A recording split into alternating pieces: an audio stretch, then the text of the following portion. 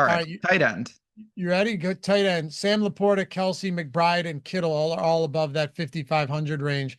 Is this a spot you live in, or do we go cheaper? I have some value this week. I don't think you have to live up here, but I'll go right back to McBride. I love that game. He's Me going to too. be busy. He's just a player. 6K is not too much for him. I'll keep it very simple. Tight end is like that. You've got him. You've got Likely at 48. I mean, people are going to go there. I think you could actually go to Mark Andrews at 5K. But I'm interested to see who you have as value. Well, first off, I have a yes or no question for you. If you'd like to expand, feel free. Otherwise, don't worry about it. Is Sam Laporta, with the new kind of makeup of this team and the emergence of Jamison Williams? I know it's one game, but I do believe Jamison Williams has emerged. Okay, I'm just throwing it out there. I do believe he has. I think he's good. Do you think Sam Laporta is overpriced? Yes, Me too. I think he should probably be like George Kittle range. I agree. He's a good tight end, but he's not the most, he shouldn't be the most expensive tight end. Agreed. Is Travis Kelsey a candidate to be underowned after week one and should be played heavily this week? Yes or no? Candidate to be under owned, should be played heavily. No, in my opinion. Trey McBride is your number one at this tier. He is. I think I'd have to do the same, especially after seeing the usage on Marvin Harrison Jr. last week. Bride's just a player. Yep. Yeah. Man. Any Evan Ingram love this week? Playable, particularly with Lawrence. It was an underwhelming performance across the board for Jacksonville. One of my bigger misses last week. I thought they'd do a lot more with that matchup. Mid tier. I will get to the value in a second. Fortunately, it will only take a second because the mid tier sucks.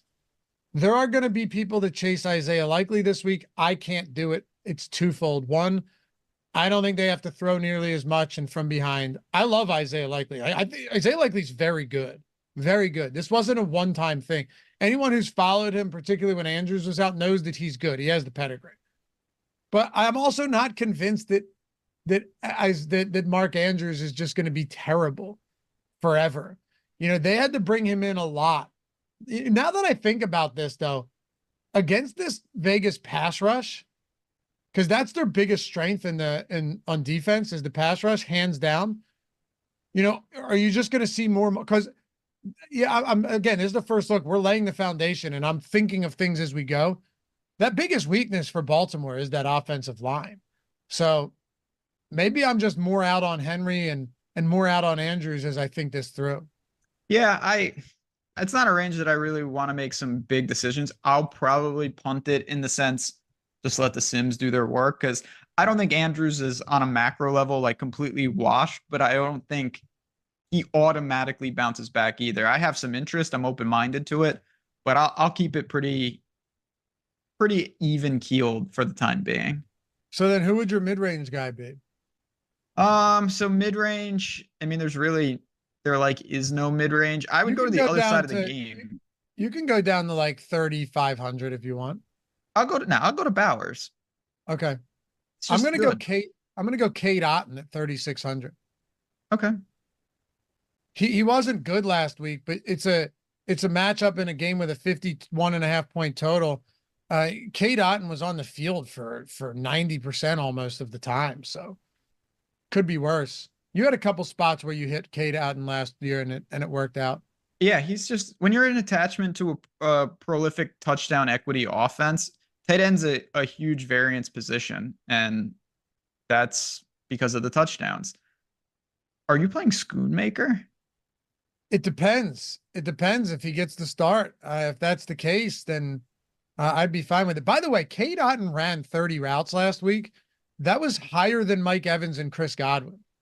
So that just kind of solidifies the point of, hey, if he does have one of those decent games, gets a touchdown, let's do it.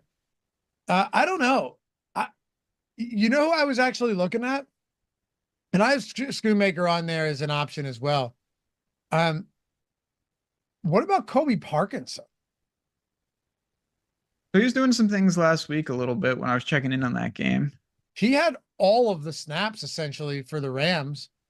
He was on the field. He got targets. And yeah, obviously Cooper Kupp is the clear number one, but you can't throw to Cooper Kupp 100% of the time, No. right? I mean, Parkinson ran 42 routes in that game, 51 for Cooper Kupp, 47 for Demarcus Robinson. 5 targets was right behind Demarcus Robinson and Tyler Johnson. I actually think Parkinson looks okay in this spot against Arizona. He's dirt cheap as well. Yeah, that's a good find. Again, he could be an interesting attachment. You could do some things. You could have like, yeah, there's a lot you could do with that. So that's a good call out. You can have him. I'll take the blind shot with Schoonmaker with the asterisk. Injury news has to break our way. If he gets the opportunity, I'll play him. Okay, I like it. Give me Colby Parkinson. Don't sleep on Theo Johnson either. A couple of bad plays and a drop and everything, but the guy is highly athletic, 86% of snaps, route run on like, I think it was 75% or so of dropbacks in that game, maybe more, actually more. So Theo Johnson, don't sleep on him. He's dirt cheap at $2,600. Great attachment to that Danny Jones stack if you're as crazy as I am.